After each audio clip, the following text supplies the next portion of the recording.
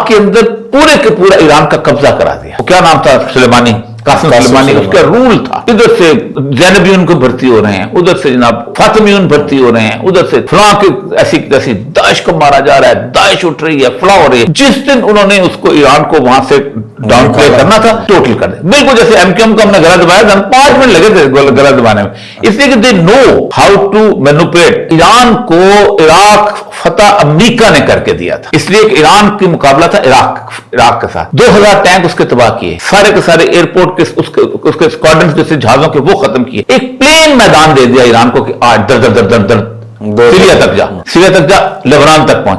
ईरानी समझते थे हम तो कमाल कर दिया। उससे एक मकसद ये लिया, सऊदी अरब को थ्रेट किया, यूएई को थ्रेट किया, कतर को थ्रेट किया। 12 प्रॉक्सीज कदीश में लड़ो, सऊदी गवर्नमेंट को उतारना है। मदीना शरीफ के अंदर जो आबादी है वहां अपने जुलूस निकालो, वहां लड़ो। एक प्रॉक्सी वॉर। इस्लाम में प्रॉक्सी वॉर नहीं है, इस्लाम में ओपन फाइट है। पर ऐसा नहीं रसूलुल्लाह सल्लल्लाहु अलैहि वसल्लम ने जनाब जत्थे बना के तो मक्के भेजे थे, जाके अबू लहब के घर कोड़ आ गया तो फलाने को घर कोड़ आ, ना आखिर वक्त तक इस्लाम इस चीज को मानते ही नहीं है इस किस्म की। हाँ, गुरिल्ला वॉरफेयर है जालिम बादशाह के खिलाफ, दूसरे के घर में प्रॉक्सी वॉर नहीं हो सकती, वो भी मुसलमानों के घर में प्रॉक्सी वॉर। 12 प्रॉक्सी चले। अब वो उनको थ्रेट किया, वो सारे के सारे इसराइल की छतरी के नीचे आ गए। सबसे पहले यूएई आके बैठा उस छतरी के